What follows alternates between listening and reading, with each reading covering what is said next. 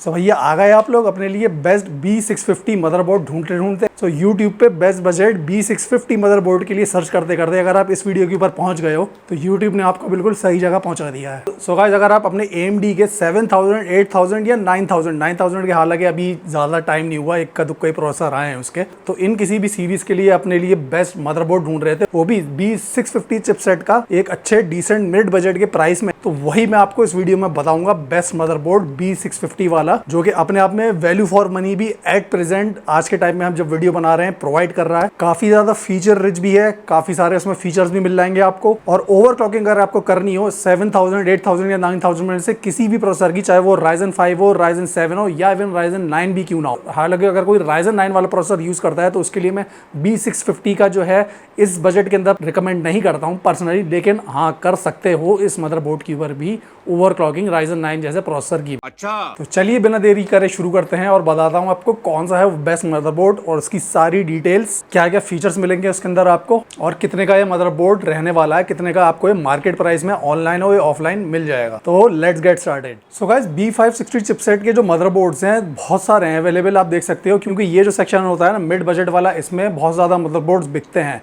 हालांकि जो entry level वाले भी हैं उनमें भी बिकते हैं, लेकिन अगर हम कहें अगर कोई गेमिंग पीसी खासतौर पे बिल्ड करता है या अपने वर्क स्टेशन वगैरह बिल्ड करता है तो उसके अंदर जो मिड बजट वाले होते हैं चिपसेट B650 जो कि एट प्रेजेंट चल रहे हैं Ryzen में, और B760 जो कि इंटेल के अंदर चल रहे हैं, फिलहाल इंटेल की बात नहीं कर रहे हैं, तो मैं मिड बजट का एग्जांपल दे रहा था आपको। तो उसके अंदर मिड बजट वाले ये जो है ना सबसे ज़्यादा चूज़ करे जाते हैं। तो अब मिड बजट वालों में भाई भरमार रहती है, अच्छी खासी वैरायटीज़ रहती हैं हर कंपनी की तरफ से भी, मतलब एक पर्टिकुलर कंपनी के आपको कई वेरिएंट्स भी मिल जाएंगे मदरबोर्ड के, और फिर अलग अलग कंपनियाँ हैं तो उनके फिर अपने अपने मदरबोर्ड रहते हैं, उनके अपने अपने वेरिएंट्स रहते हैं। तो भाई काफ़ी ज़्यादा माथापच्ची करनी पड़ती है। लोग अच्छे खासे लोग जो हैं जिनको ज़्यादा डीप नॉलेज नहीं होती मदरबोर्ड्स की, कन्फ्यूज़ होते हैं कि भैया कौन सा मदरबोर्ड लें। और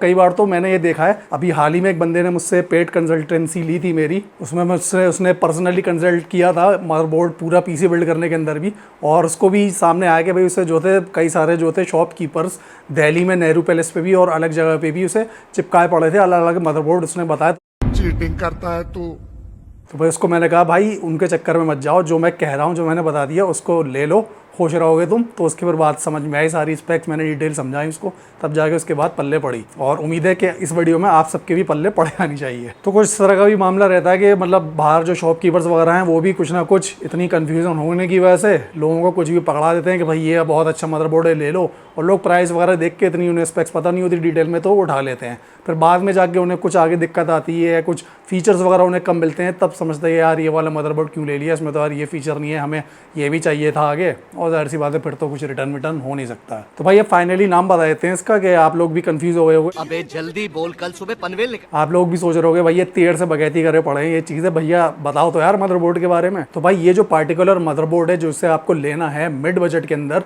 वो है गीगाबाइट का B650 ईगल AX मदरबोर्ड। अब ये जो मदरबोर्ड है कहीं कहीं पर ही आपको नाम खाली ये देखेगा गीगाबाइट B650 ईगल AX, और कहीं कहीं पर ही इस नाम के आगे ही साथ में वाईफाई भी ब्रैकेट में लगा हुआ होगा। तो इन एक्चुअल में बता दूं बाय डिफ़ॉल्ट इसका ये वाला जो मॉडल है इसका वर्जन 2 तो अभी कोई आया नहीं है। ये जो पर्टिकुलर मॉडल है तो ये जो है वाईफाई के साथ ही आता है इनबिल्ट, इसमें आपको वाईफाई व ब्लूटूथ जो है साथ में लगा हुआ इंटीग्रेटेड मिलता है। तो अगर वाईफाई ना भी लिखा हो ना तो एक बार एहतियातन अपने मर्जी के लिए चेक कर लेना स्पेसिफिकेशन में किसी ऐसी पर्टिकुलर वेबसाइट से, अगर और ऑनलाइन ले रहे हो आप, कि भैया वाईफाई है नहीं इसमें, वरना ऑफलाइन तो आपको बता ही देगा अगर आप लोगे बंदा जो भी सेलर होगा। और अगर वाईफाई ना भी लगाओ ना तो एक बार स्पेक्स में आप चेक कर लेना, वहाँ पे 100% वाईफाई लिखा होगा, क्योंकि कई बार लोग जो होते हैं हेडिंग के अंदर वाईफाई जो है आगे लगाना भूल जाते हैं, नहीं लगाते हैं। भाई ये जो पर्टिकुलर मदरबोर्ड है ये इस वक्त एट प्रेजेंट आपको ऑनलाइन और ऑफलाइन भी लगभग 15,500 रुपए के प्राइस बजट में मिल जाएगा, और इस प्राइस बजट के अंदर 15,500 के अंदर ये बहुत ही अच्छी decent value for money provide करता है। जो अभी आपको मैं स्पेक्स बताने वाला हूँ आपको समझ में आ जाएगा क्यों करता है। तो भाई ये जो हमारा B650 ईगल मदरबोर्ड है गीगाबाइट का, ये जो है आपकी AMD के 7000 सीरीज, AMD की 8000 सीरीज और AMD की 9000 सीरीज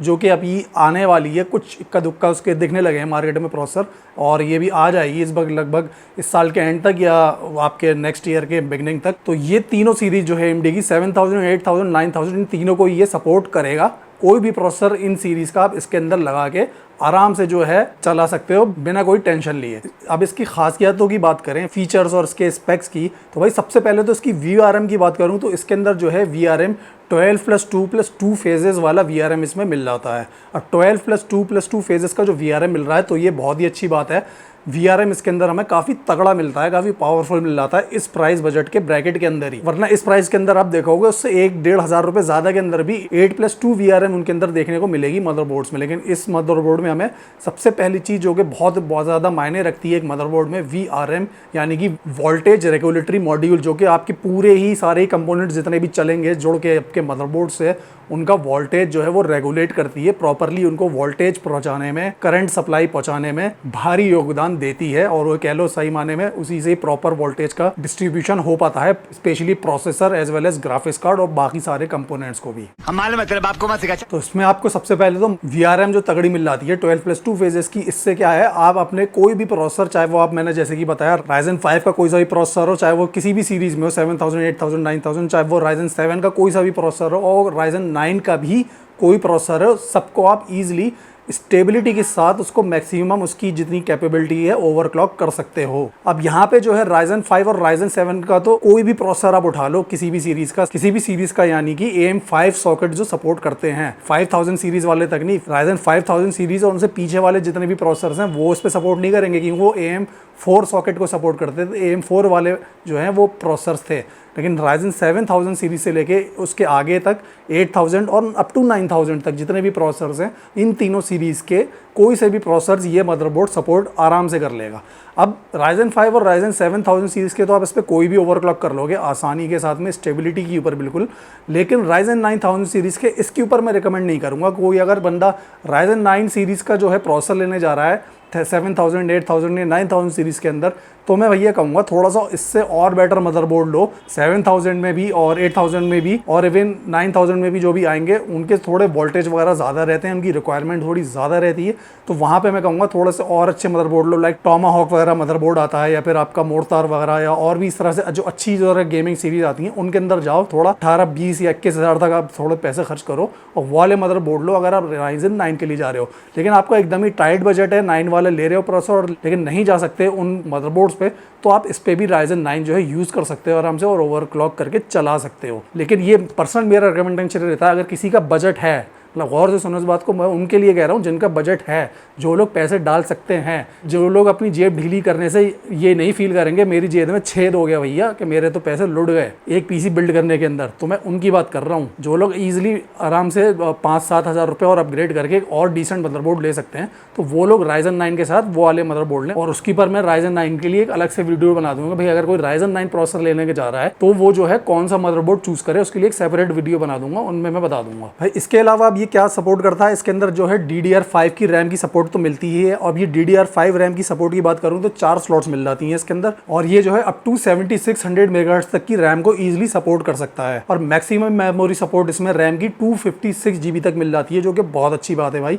यानी कि 64 GB की सिंगल स्लॉट वाली 4 रैम इसमें आप लगा के चला सकते हो, जो कि टोटल बनती है 256 GB। और ऑब्वियसली साथ में जो है 7600 मेगाहर्ट्ज तक की आप रैम जो है आराम से इसमें चला सकते हो लगा करके। इसके बाद मैं बात करूँ इसके अंदर मेमोरी एक्सपेंशन स्लॉट्स की, तो भाई इसके अंदर जो है मेमोरी एक्सपेंशन के लिए 3 M.2 NVMe SSD की स्लॉट्स मिल जाती हैं भाई। एक M.2 NVMe की स्लॉट जो है वो सपोर्ट करती है PCIe 5.0 को, और बाकी की 2 जो स्लॉट्स हैं वो सपोर्ट करती हैं PCIe 4.0 को, जिससे कि आप आराम से एक PCIe 5.0 वाली SSD आराम से लगा के इसमें चला सकते हो, उसकी फुल स्पीड्स के ऊपर जितनी भी मैक्सिमम उसमें मिलेंगी जो भी आप लगाओगे। और 2 जो है PCIe 4.0 वाली M.2 NVMe साथ में लगा के चला सकते हो। 3 SSD M.2 NVMe वाली एक साथ आप चला सकते हो इजीली इसके अंदर। अब जाहिर सी बात है अगर आप 3 M.2 NVMe SSD तीनों ही स्लॉट्स को घेर करके चलाओगे आप, तो जो स्टार्टअप पोर्ट्स होती हैं तो उनमें से जाहिर सी बात है कुछ स्टार्टअप पोर्ट्स काम करना बंद कर देंगी, क्योंकि ये जो M.2 NVMe की जो SSDs हैं ये PCI लेन्स को घेर लेंगी, 3 एक साथ चलेंगी, तो जाहिर सी बात है PCI लेन्स जो उधर भी जा रही होंगी वो वहाँ से स्विच ऑफ होएंगी ऑटोमेटिकली और इधर जो है वो काम करने लगेंगी। तो ये मत घबराना कि कुछ पोर्ट्स मेरी साटा वाली क्यों नहीं काम कर रही है अगर आप हार्ड ड्राइव वगैरह लगा रहे हो, तो उसका रीज़न ये होता है क्योंकि PCI लेंस का जो है थ्रू सारा कम्युनिकेशन होता है। जितनी भी मेमोरीज लगी हुई होती हैं, ग्राफिक्स कार्ड होता है और प्रोसेसर होता है, ये सब आपस में जो है PCI लेंस के थ्रू जो है कम्युनिकेट कर रहे होते हैं। अब जितने उसमें आप ज़्यादा डिवाइसेस लगाते जाओगे तो PCI लेंस की हर मदरबोर्ड में एक लिमिट होती है। तो वो जो है जो SATA स्लॉट्स होती हैं बेसिकली बाय डिफ़ॉल्ट मदरबोर्ड में पहले से इस तरह से प्रोग्रामिंग होती है उसकी बायोस के अंदर के वो उनको जो है वहाँ से SATA स्लॉट जो है जो सबसे इन्फीरियर होती हैं आज के टाइम पे, उनको जो है बंद करता चला जाता है और इधर जो है PCI लेंस का सपोर्ट देता चला जाता है जो सबसे हाई एंड डिवाइसेज हैं उनके अंदर। और भाई साथ में तीनों SSDs के लिए जो है हीट सिंक मिल जाते हैं। ये जो नीचे वाली PCI 4.0 वाली दो साथ में है, उनके ऊपर भी आप देख सकते हैं इमेज में जो है कि हीट सिंक मिल जाता है ग्रे कलर का। ऊपर जो है 5.0 वाली उसके लिए एक अलग से ब्लैक कलर का हीट सिंक लगा हुआ है, वो मिल जाता है। और भाई एक और मैं बताना भूल गया शुरू में VRM के बारे में। VRM में जो है भाई एक बहुत अच्छा इसमें हीट सिंक मिल जाता है जिससे VRM वगैरह भी आपकी ज़रा अच्छे टेम्परेचर्स के ऊपर, लो टेम्परेचर्स के ऊपर, हाई पावर लोड्स के ऊपर जहाँ पे आप ओवरक्लॉक करके प्रोसेसर को चला रहे होगे चलेगी। हीट सिंक इसमें भी अच्छा खासा दिया हुआ है VRM के लिए भी। इसके अलावा ग्राफिक्स कार्ड लगाने के लिए इस मदरबोर्ड के अंदर PCI X16 4.0 वाली एक स्लॉट मिलती है और PCI X4 वाली जो है स्लॉट्स मिलती हैं 3.0 वर्जन के ऊपर। अब यहाँ पे जो है अगर हमें ग्राफिक्स कार्ड लगाने के लिए भी PCI X16 की जो स्लॉट है वो 5.0 वाली मिलती तो भाई मज़ा ही आ जाता है इसके अंदर। लेकिन खैर मिड बजट का मदरबोर्ड है तो भाई जितना अभी ऑलरेडी इसमें मिल रहा है हमें वही बहुत अच्छा मिल रहा है, तो इतना एक्सपेक्ट ना करें भाई। हाँ लेकिन अगर PCI 5.0 वाली इसके अंदर और कंपनी दे दे अगर इसका वर्जन 2 निकाल करके तो मज़ा ही आएगा। तो ये और ज़्यादा फ्यूचर प्रूफ हो जाएगा उन लोगों के लिए कि आगे जाके जो भी NVIDIA वगैरह के AMD के ग्राफिक्स कार्ड आएंगे PCI वर्जन 5.0 के लिए जो कि बने हुए होंगे तो वो भी अपने फुल परफॉर्मेंस के ऊपर जो है वो चल पाएंगे। लेकिन यहाँ पे PCI 4.0 स्लॉट दी हुई है तो अगर इसमें आगे इन फ्यूचर में कोई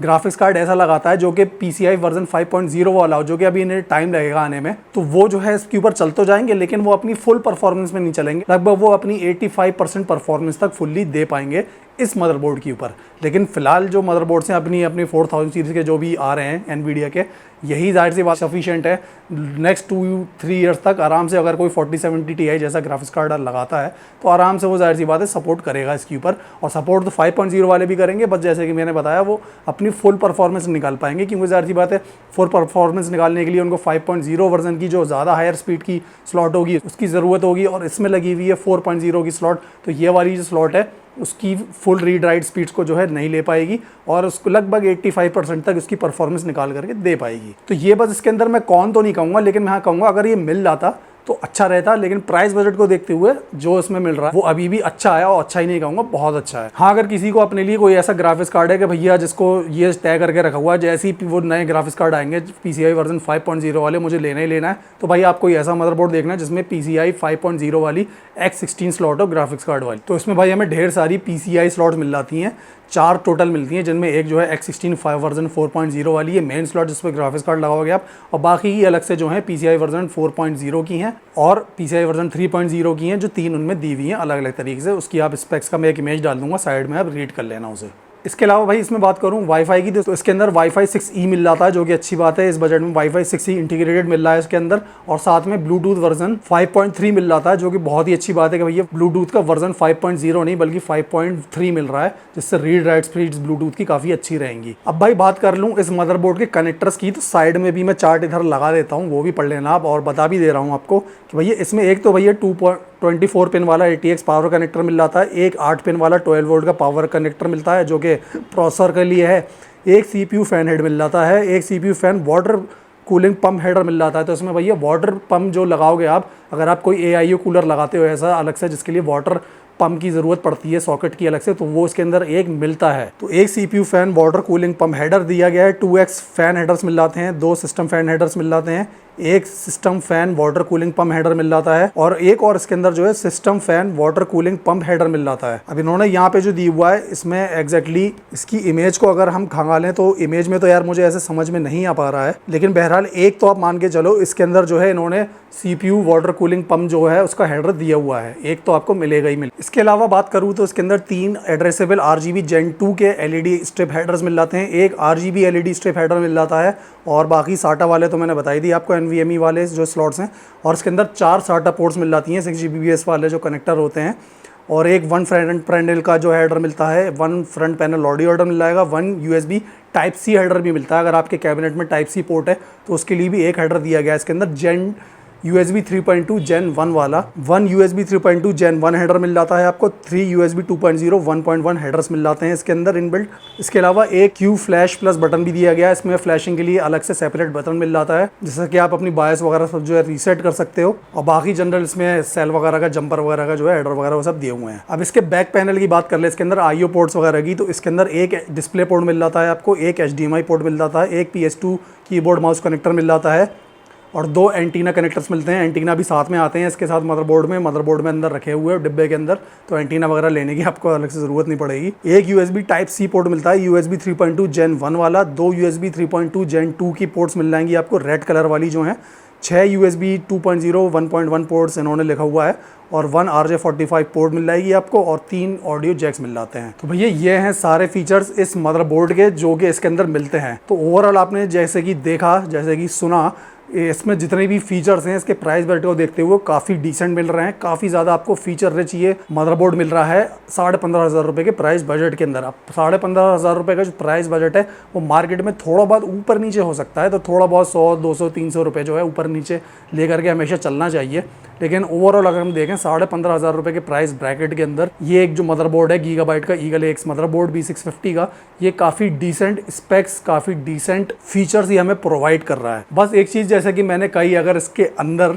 मतलब वो है ना, ख्वाहिशों की कमी नहीं होती, बट कंपनी ने भर भर के चीज़ें दे दी हैं, लेकिन वही ख्वाहिश आ रही है कि भैया 5.0 वाला अगर स्लॉट और मिल जाती ग्राफिक्स कार्ड के लिए तो और ज़्यादा अच्छा रहता। तो ये और ज़्यादा अगर अच्छा चाहिए आपको, 5.0 वाली पोर्ट चाहिए, तो पैसे थोड़े से और खर्च करो और बाय करो जिसमें 5.0 जो है स्लॉट दी हुई हो, तो उसके लिए तो ये थोड़ी सी और आपको जेब ढीली करनी पड़ेगी। लेकिन इस प्राइस ब्रैकेट में सफिशिएंट है जितना इसमें मिल रहा है। और मैं कहूँगा भाई अपने प्राइस ब्रैकेट के अंदर बेस्ट मदरबोर्ड है B650 का। किसी को लेना है अपने Ryzen 5 प्रोसेसर के लिए, कोई भी लेना चाह रहा है, Ryzen 7 प्रोसेसर के लिए कोई भी लेना चाह रहा है, या इवन Ryzen 9 प्रोसेसर के लिए भी कोई लेना चाह रहा है जिसका टाइट बजट है मदरबोर्ड को देखते हुए, Ryzen 9 के लिए अगर कोई हाई एंड मदरबोर्ड नहीं ले सकता तो। और इन लास्ट फिर से रिपीट कर दूं क्योंकि बहुत लोगों की अगर इतनी नॉलेज नहीं होती है, तो ये मदरबोर्ड कंपेटेबल है B650 चिपसेट जो कंपेटेबल है, ये जो है सिर्फ AMD की 7000 सीरीज़, 8000 सीरीज़ और 9000 सीरीज़ के लिए है। किसी ने अगर Ryzen 5000 सीरीज़ का कोई प्रोसेसर लिया हुआ हो, लाइक Ryzen 5 5600X लिया हो,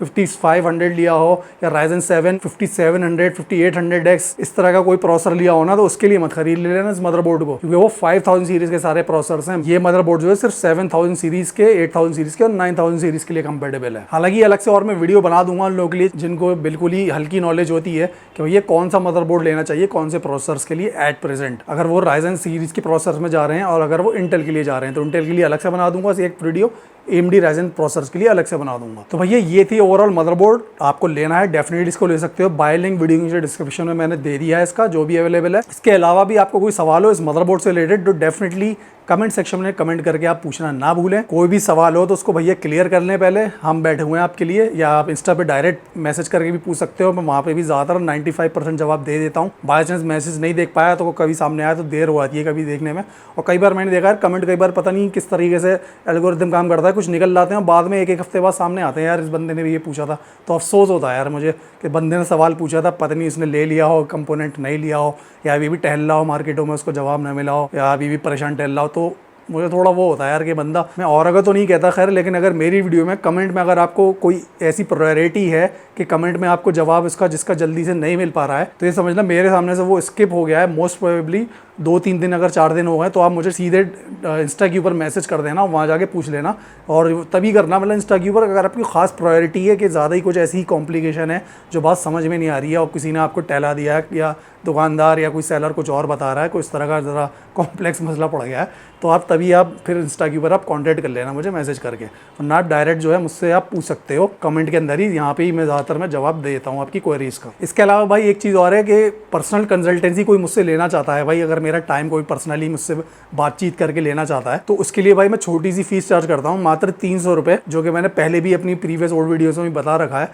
तो उसमें आपको पूरा आपको अपना टाइम दूंगा, जिसमें आपको मैं पूरी पर्सनली आपको कॉल पे लेकर के, मैसेज पे या कॉल पे जैसे भी आपको अच्छा लगता है, या इवन वीडियो कॉल पे भी आपको जैसा भी सूटेबल लगता है, गाइड करूँगा आपको समझाऊँगा जो भी आपके कन्फ्यूजन है, जो भी सवाल से, और आपके